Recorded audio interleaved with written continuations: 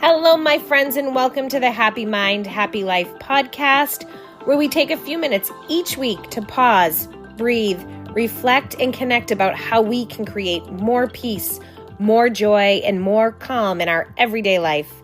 I'm your host, Michelle Werdeman, and I am so grateful you decided to hit play today. Hello, my friends, and welcome back to the Happy Mind, Happy Life podcast. I am your host, Michelle Werdeman, and I am super grateful you are here today. I'm actually recording today's episode on a beautiful July morning outside. So you may hear some birds chirping, you may hear some dogs barking, but it's just too beautiful to be inside, and I wanted to enjoy it.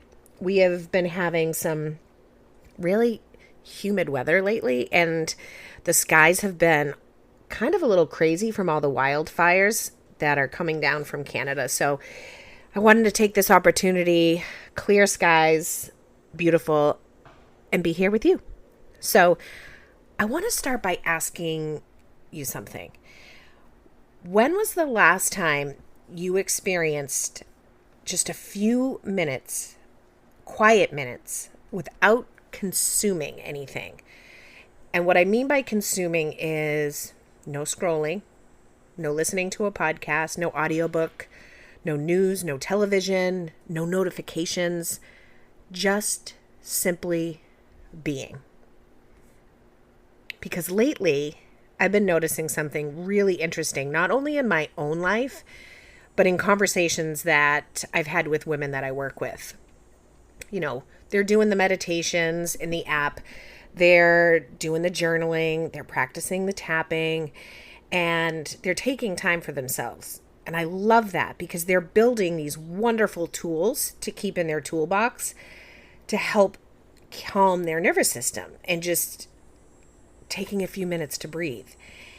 But what I've noticed, and again, I've noticed this in my own life, like some days, even when there's not a lot on the calendar, not a lot to do you ever feel mentally exhausted going to sleep, even though maybe nothing stressful happened and maybe it was a quiet day of being at home, swimming, going to the beach, or whatever it may be, but still finding yourself a little bit emotionally drained at the end of the day? And it got me thinking, because it's not always the to-dos and the busyness and stressful things that happen that make you feel mentally and physically exhausted. What if it's all of the constant input our minds are taking in from the moment we wake up until the moment we go to bed? So today, I simply just want to invite you to become curious, not overwhelmed or guilty or, just curious.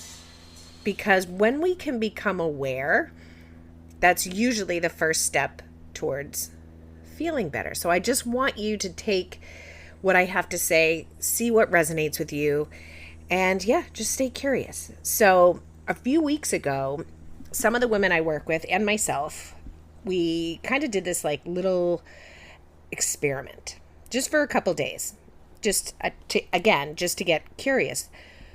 We paid attention to all the different ways information entered our minds throughout the day.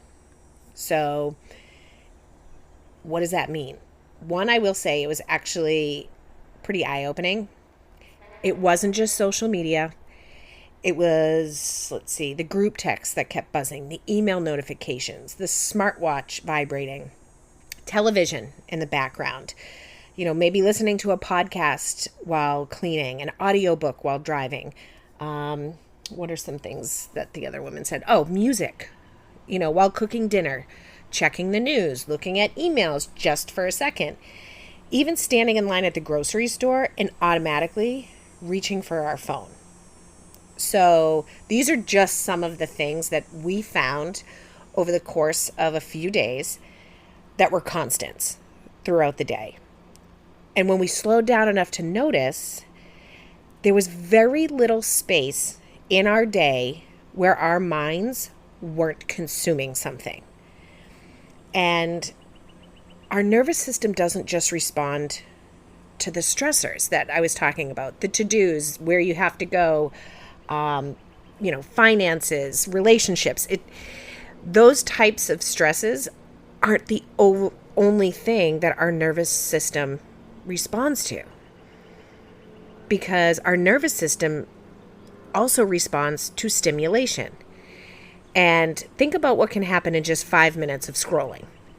You might see somebody's vacation pictures. Then you might see heartbreaking news, like a GoFundMe for somebody who has passed away or is sick. Then you see a funny dog video or a political headline, then a recipe, an advertisement, a motivational quote, another news story. And within minutes, your emotions have gone up, down, back up, sideways. And that might even be before your morning coffee. And your mind is trying to make sense of every single one of those emotional shifts. There's actually a name for this. I have studied neuroscience. I find it so fascinating, the brain. But in neuroscience, it's a concept called attention residue. And it means that every time we rapidly switch our attention from one thing to another, a small part of our attention stays behind. So think about that. Think about how often that happens during the day. You might get an email, then a text, then you're on social media, then you're back to work, your phone rings, a news notification pops up on your screen, then another text, then another email. Our brains never fully settle before they're asked to shift again. So by the end of the day, it's not that you've necessarily had a ton to do. You simply probably just processed too much. And when I realized years ago the power of choosing to pay attention to things like this in areas in my life where I just felt just off or just drained, I guess. One of the things I realized is that I don't enjoy being interrupted all day long. And I will say, I remember, for years, the multitasking. Like, I remember I did one of my first episodes, I think early on, was about multitasking. And is it really efficient? Yes, maybe in some aspect, but what does that do to your brain and your nervous system? Just a thought. Anyway. What I did notice is that I don't like to be constantly interrupted all day long. So a couple of things that I started to do, I turned almost all of my notifications off. The only notifications that come through immediately for me are a text or a call from my daughter, my son, or my husband. Everything else, I choose when I want to check. I do not have notifications on for my apps. I do have silent reminders for some of them. One of them is to stop every so often and do a couple deep belly breaths.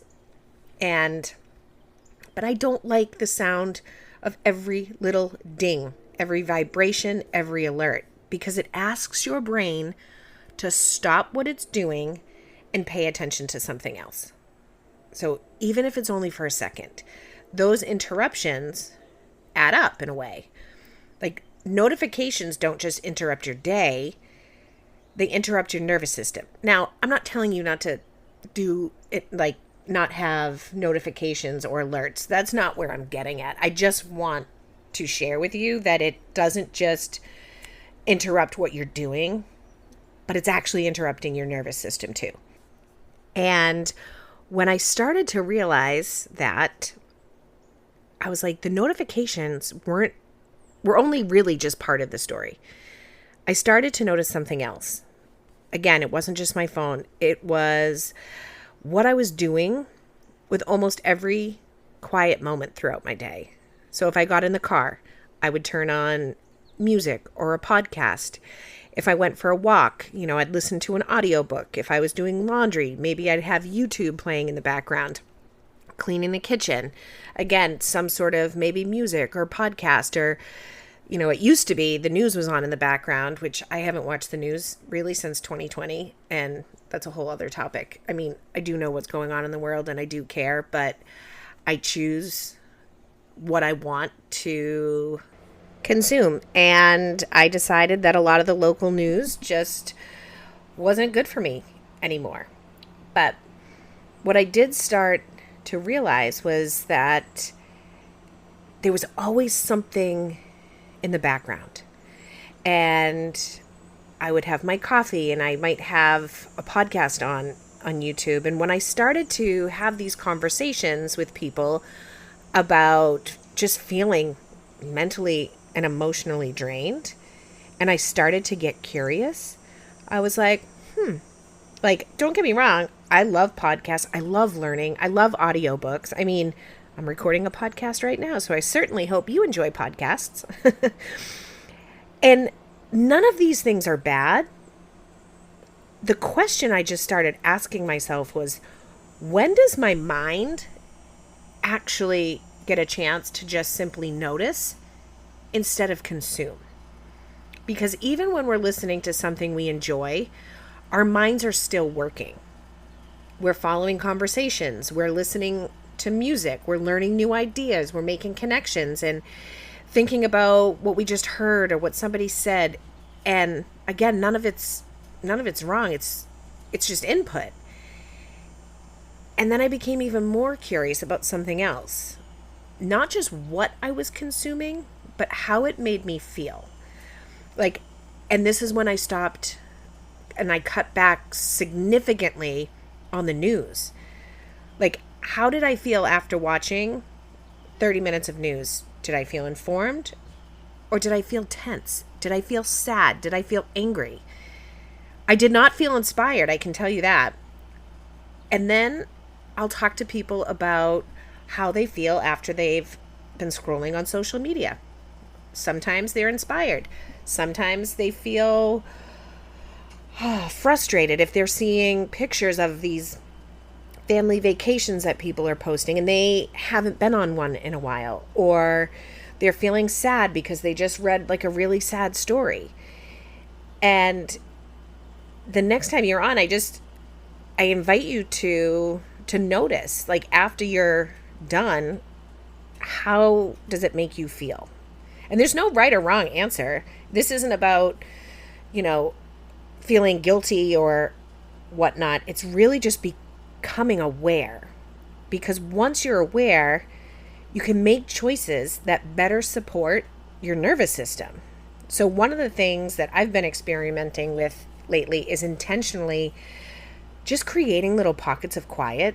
So if I go for a 30-minute walk, I'll spend probably about the first 15 minutes or so with nothing. I'm not listening to a podcast. I'm not listening to music. I'm not listening to an audiobook. I'm just simply outside noticing the area around me. Are there birds? Is there a breeze? Where the sunlight hits? And a lot of times, I will say, I wind up just doing the whole 30 minutes with nothing. And it's really been very, very peaceful. I'll notice my breathing. Sometimes I just let my mind wander and something really interesting just happens. I don't come home feeling like I've accomplished more, that I just learned something new from whatever it was I was listening to. I come home feeling like I've recovered a little bit. And I started to also do this with my morning coffee. So I typically used to enjoy my coffee in my favorite chair by my window, and I would put on YouTube. I would either watch a podcast, or I would even put I think it's good morning music, just light, beautiful music that had a pretty screen. And now that sounds very peaceful and relaxing, and it is, but I was I'm still taking in what I'm looking at. So I decided, I was you know what? I'm going to start to have my coffee in my favorite chair with a cozy blanket, the window open, and I'm just going to listen. I'm just going to listen to what's happening around me and just look outside. And I will tell you, it is very, very peaceful. And just those 10 minutes have become one of my favorite parts of my day. And you know why? Like, nature doesn't ask anything from us. Like, the birds don't need me to respond. The trees aren't asking for my attention. The breeze isn't trying to sell me something. Nature just simply invites us to be present. And maybe that's one of the reasons spending time outside feels so healing. And I wanted to do that this morning when I record this podcast. So here's what I'd love to invite you to try this week. Find just like maybe 10 or 15 minutes each day. Heck, even start with 5, where you intentionally don't consume anything. You're not scrolling. There's no news in the background. There's no podcasts or no audiobook. Just notice. Maybe you go for a walk. Maybe you sit outside with your coffee, watch the sunset or watch the sunrise. Open a window and listen to rain. I think it's supposed to rain here this week. And maybe the goal isn't to eliminate stimulation. Maybe it's simply just to create enough moments of stillness that your nervous system remembers what calm feels like. Because like anything, the more we practice stuff, the easier it becomes. And before we wrap up here, if today's conversation resonated with you, I'd love for you to continue to support your nervous systems in a few simple ways. If you haven't listened to the last couple podcast episodes I shared, I have 2 meditations. One was a quick reset for stress and overwhelm, and another one was safe again. And they pair perfectly with today's conversation and are really you can save them, come back to them anytime you just need a few minutes to reset. If you would like a little bit more encouragement delivered to your inbox each week, I'd love to invite you to sign up for my Happy Mind Moments. Every week, I just share practical tips, gentle reminders, and simple ways to create more calm in your everyday life. And if you're looking for even more support, you can also try the Happy Mind, Happy Life app, completely free for 7 days. You will not be charged. And then inside you'll find guided meditations, tapping sessions, calming soundscapes, journaling. There's workbook. Each month is a different theme. So July is the freedom to be you.